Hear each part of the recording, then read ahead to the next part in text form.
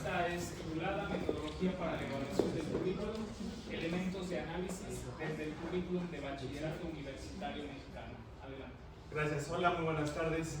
Pues es un gusto estar acá y compartir esto que es una presentación que mi colega, la doctora Yolanda Eugenia Ballesteros Sentíes, y yo personalmente hemos desarrollado sobre qué metodologías existen o digamos cómo podemos problematizar el currículum de nivel medio superior desde el aspecto de la nueva escuela mexicana. La siguiente, por favor. Brevemente, esta presentación está integrada por siete elementos, algunos planteamientos iniciales que son una puerta de entrada para la reflexión. Posteriormente les compartiré algunos parámetros que la Universidad Autónoma del Estado de México considera para hacer evaluaciones curriculares tanto en estudios profesionales como en nivel medio superior.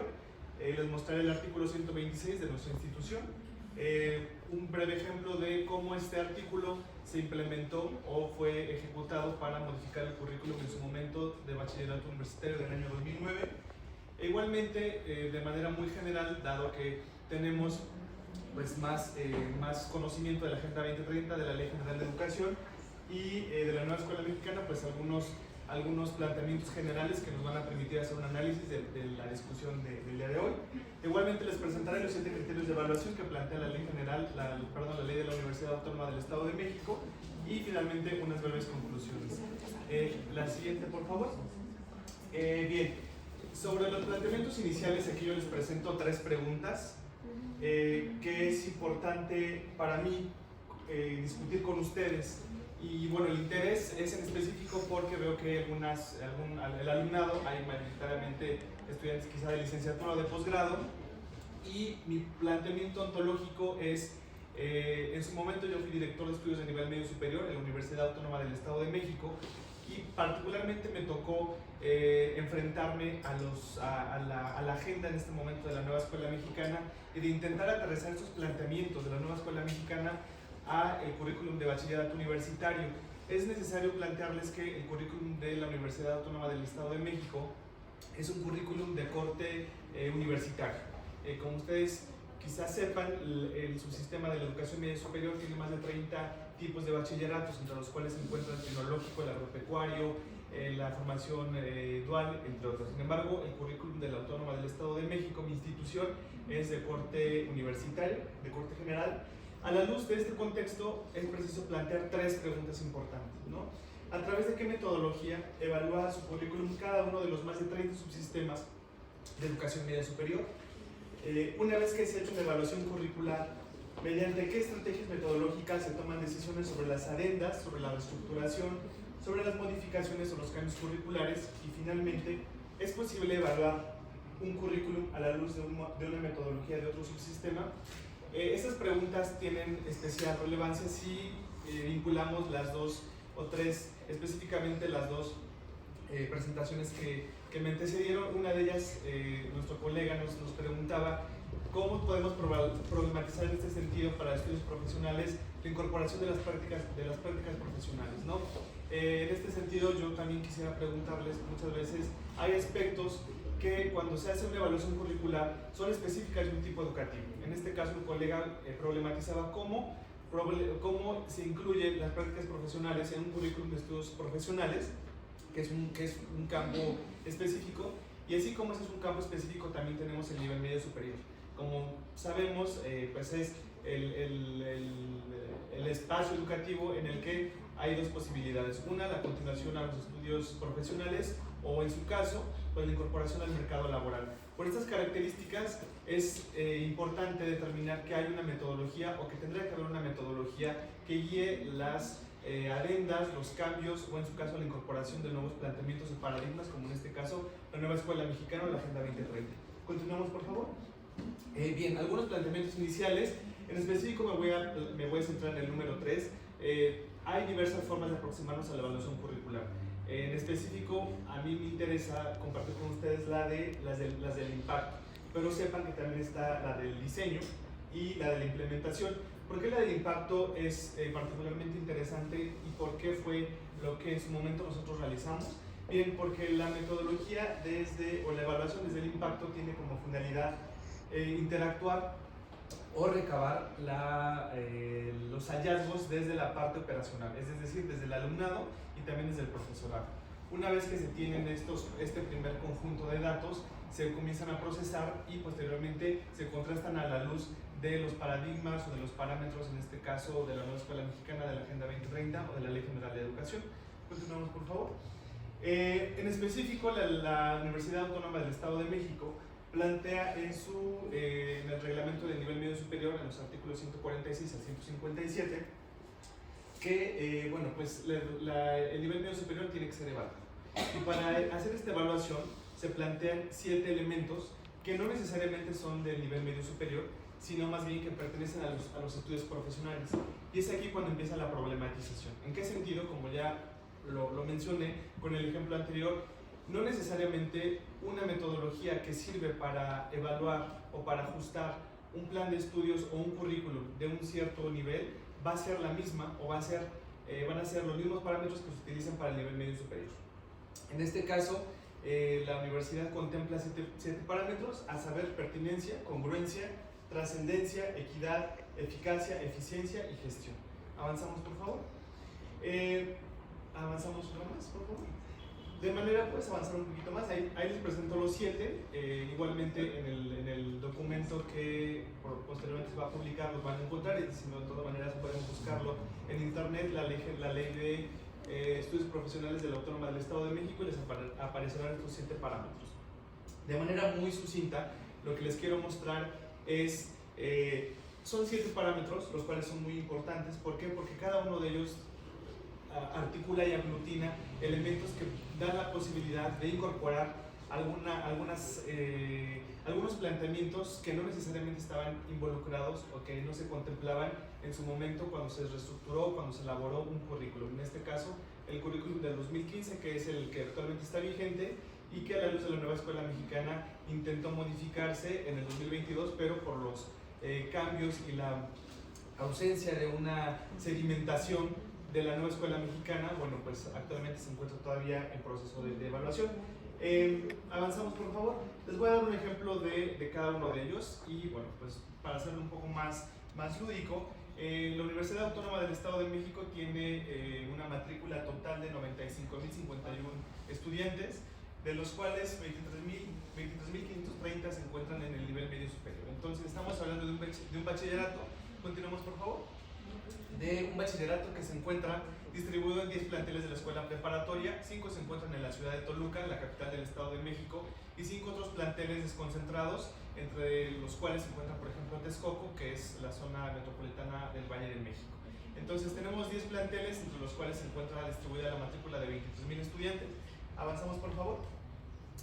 Y en su momento se hizo la evaluación del currículum del 2009 y ¿qué se encontró? Se encontraron algunos hallazgos importantes. Por ejemplo, que había un índice de reprobación muy alto en el área matemática. Esto derivado de, pues, una heterogeneidad. Al alumnado que ingresa al nivel medio superior en el primer semestre, pues viene de escuelas telesecundarias, de secundarias federales, de secundarias públicas, algunas privadas, y eso hace que haya una heterogeneidad de conocimientos en matemáticas. Lo que se hizo fue, al hacer la evaluación a la luz de los 7 parámetros, fue optar por tener una asignatura. Avanzamos, por favor. Bueno, esto es esquemático, no tiene la finalidad de que lo veamos todo, pero en el primer semestre se implementó una asignatura que fue la de lenguaje matemático. Y esta asignatura de lenguaje matemático tenía la función de ser un piso común para que el alumnado en matemáticas tuviera los conocimientos básicos mínimos de aritmética y de geometría, de álgebra, para que no reprobaran en la primera asignatura del segundo semestre, que es completamente álgebra. Entonces, esto fue el currículum del 2009 y del 2015 ya reestructurado. Avanzamos, por favor. Y después, ahora, recientemente tuvimos la Nueva Escuela Mexicana, que, bueno, este es un esquema pues muy interesante. ¿Por qué? Porque pues convergen muchos elementos, ¿no? Convergen elementos de, por ejemplo, la educación basada en los derechos humanos, la perspectiva de género, la cultura de paz. Nuevamente se destaca los aspectos socioemocionales, pero de todo este cúmulo muchas veces es un poco complicado aterrizarlo ya en las asignaturas, ¿no? Avanzamos, por favor. Esto por una parte. Y además tenemos planteamientos de la Agenda 2030 que, bueno, pues A saber, pues está la educación para el desarrollo sostenible, la igualdad de género, la ciudadanía mundial, la valoración de la diversidad cultural y también lo que nos especifica la Ley General de Educación en su artículo 24, que específicamente menciona qué se tiene que abordar, qué se tiene que incorporar en el currículum de bachillerato universitario, que en este caso pues son las ciencias naturales, las sociales, las humanidades y específicamente algunas áreas como la historia, las matemáticas. Entonces, ¿cómo podemos aterrizar o podemos pensar cómo vamos a aterrizar todos estos planteamientos en un currículum? ¿Qué metodología vamos a utilizar? Avancemos, por favor. Bien, aquí básicamente lo que les presento es de manera muy sucinta los 7 elementos que les presenté a la luz del currículum del 2015 para intentar incorporar o analizar qué elementos de la nueva escuela mexicana, de la Ley General y de la Agenda 2030 se tienen que incorporar justamente utilizando estos 7 elementos. Por ejemplo, lo que encontramos es que como en su momento el currículum del 2015 fue elaborado, justamente en el 2015, si ustedes recuerdan, fue aprobada la Agenda 2030.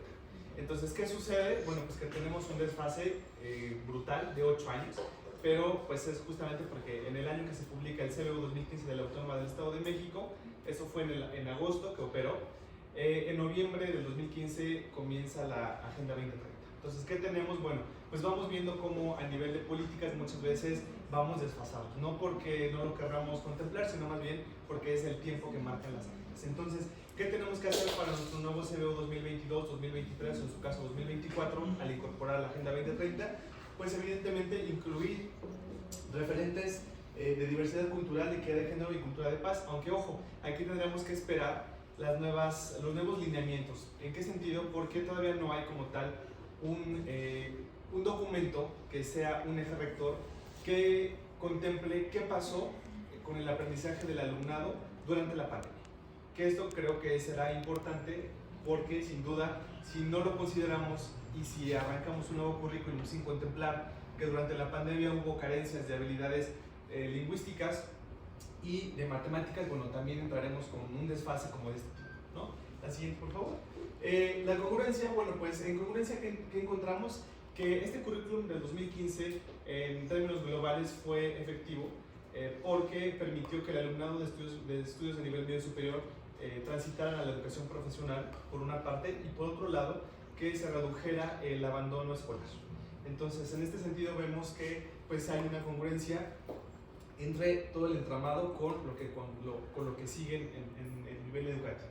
Entonces, ¿qué se requiere hacer para modificar el CBU 2015 al próximo 2023 o quizá 2024? Bueno, pues en este contexto será atender y diversificar las asignaturas que le permitan al alumnado tener esas asignaturas que sean del área que quieran estudiar. Por ejemplo, más optativas del área de matemáticas, de biología, de humanidades, etc. La siguiente, por favor. 3 minutos más. Sí. Sobre la trascendencia, lo mismo, es necesario reconocer que la pandemia pues, nos afectó de alguna manera en el aspecto educativo, emocional, etc. Y en ese sentido es importante considerar nuevas estrategias de diversificación de la educación. En este caso, la educación híbrida, aunque no necesariamente la educación híbrida o la educación en línea significa un copy-paste de la educación presencial, que muchas veces se ha entendido de esa manera, ¿no? La siguiente, por favor. Sobre la equidad, bueno, en la equidad es importante mencionar que nuestro currículum contempla y se tiene que consolidar todavía la tutoría y la mentoría para evitar el abandono escolar. Son dos figuras que actualmente en México han tenido bastante impacto positivo, pero hay que continuar avanzando justamente para lograr esta igualdad y esta equidad en la educación. En el número 5 tenemos la siguiente, por favor. La eficacia, que en este caso se observa que hay una transición de manera general, de manera global aceptable. Es decir, de 10 estudiantes, los 10 van avanzando globalmente en cada semestre.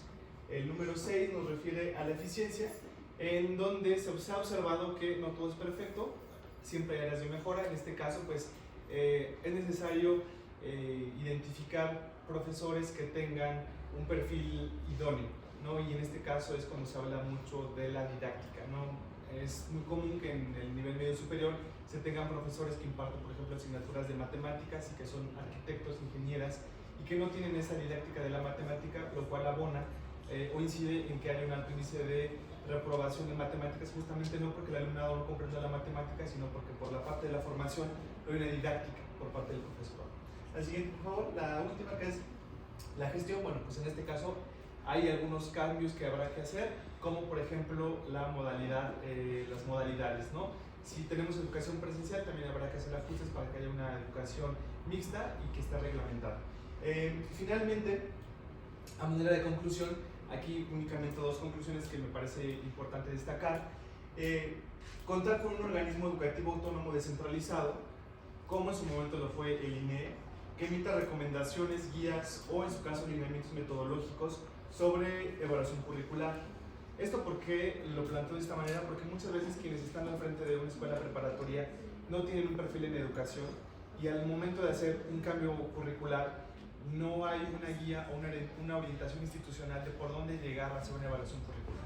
Entonces esto puede derivar en que no necesariamente el planteamiento de la ley aplique o se baje de manera didáctica o de manera institucionalizada a un currículum, y esto generaría pues un tropiezo en la aplicación de la ley. Y finalmente, la anterior, la segunda conclusión, la de atrás, por favor. Adoptar metodologías o criterios de evaluación curricular de otro nivel educativo podrían conducir hacia sesgos o imprecisiones pedagógicas, didácticas, disciplinarias o de aplicación del conocimiento, como bueno, pues el ejemplo que ponía del colega que habla de las prácticas profesionales en estudios profesionales. Ese problema no necesariamente es importante en el nivel medio superior porque no tenemos prácticas profesionales, ¿no? Pero puede estar latente si lo intentamos, si bajamos esa metodología o lo utilizamos en el nivel medio superior.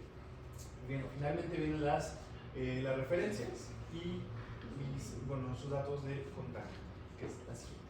Bueno, pues muchísimas gracias.